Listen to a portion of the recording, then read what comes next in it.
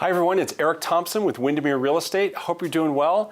In this video, we're going to talk about how to get offers accepted. We're making this video because in today's environment, in some price ranges, it's really competitive for buyers out there, and buyers wonder, how can I get my offer accepted? I'm going up against 2, 3, 4, 10 other buyers for the same property.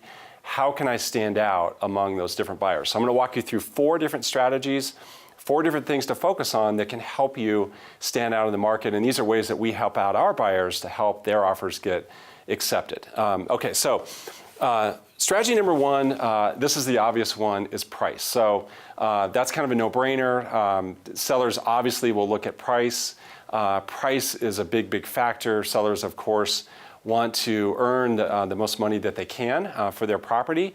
So there are things we can do that we can walk you through, things like escalation clauses that can help your offer be better than other competing offers where you promise to pay more than the next best competing offer, and we can put a cap on that so it doesn't get you over your limit, over the limit on what you want to pay for or what you qualify for. So this is a strategy we can walk you through when we're together one-on-one. We can show you exactly how that works. So obviously price is going to be a factor in this. But the point of this is that there's more than just price, right? There are other factors, there are other things that a seller will consider as they evaluate all the different offers that they receive.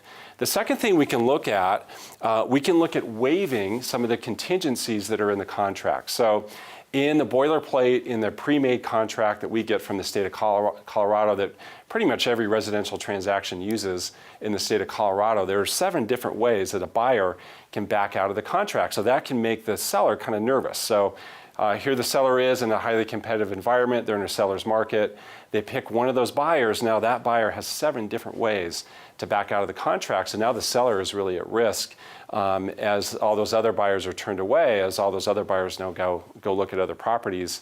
That seller is now engaged with just one buyer, and that buyer has 7 different ways to walk away. So one way that you can make your offer more attractive to that seller is to waive some of those contingencies. I will tell you to use these things with caution. I will tell you to get some outside advice. You may want outside legal or accounting advice when you look into these things. They can be risky.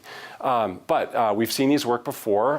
One is to waive the inspection. So you could waive the inspection clause where you're basically saying, hey, no matter what we find out from our inspector, we won't back away based on anything that we find out during inspection.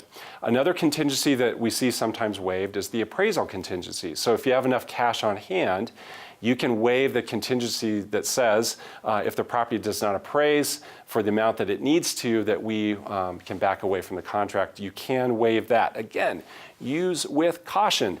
Get some outside advice, get some outside counsel, and depending on your personal situation, we can walk that through with you one-on-one and be happy to be part of your counseling team as we go through those. Step 3, or strategy number 3, is to really focus on which lender that you're choosing and what kind of information that your lender is giving you that you can pass along to the seller. So here's a big deal when it comes to the lender. When your offer is submitted and you're submitting along with that a pre-approval letter, it really needs to be, in order for the offer to stand out, it needs to be from a recognized, reputable lender. The seller and the seller's agent gets nervous when it's a lender that they've never heard of. It's some small, out-of-town, fly-by-night company that's not giving that seller or that seller's agent a whole lot of confidence because they've never heard of that person or that company before. What they want to see is that it's a lender that they know, they're recognized, they're reputable, and someone that they know will get the job done and will perform on time. Again, it's really risky for a seller in a seller's market to turn a bunch of buyers away, only be attached to one buyer. Now the success of that closing is really dependent upon that lender, and so we need to ensure that it's a lender that people know about, they recognize, and they're reputable for getting the job done. So what we'd encourage you to do, work with a local lender that has a great reputation, that has a track record to get the transaction closed. Of course, we can be part of your team that will help connect you to lenders like that.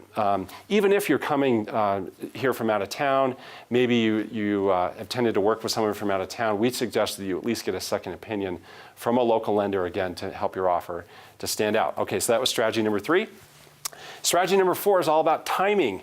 By the way, this is my attempt to draw a clock, so that's to represent timing. So timing is often overlooked, and timing is sometimes the most important, or sometimes the second most important item to a seller behind price. Sometimes it can be even more important than price, believe it or not.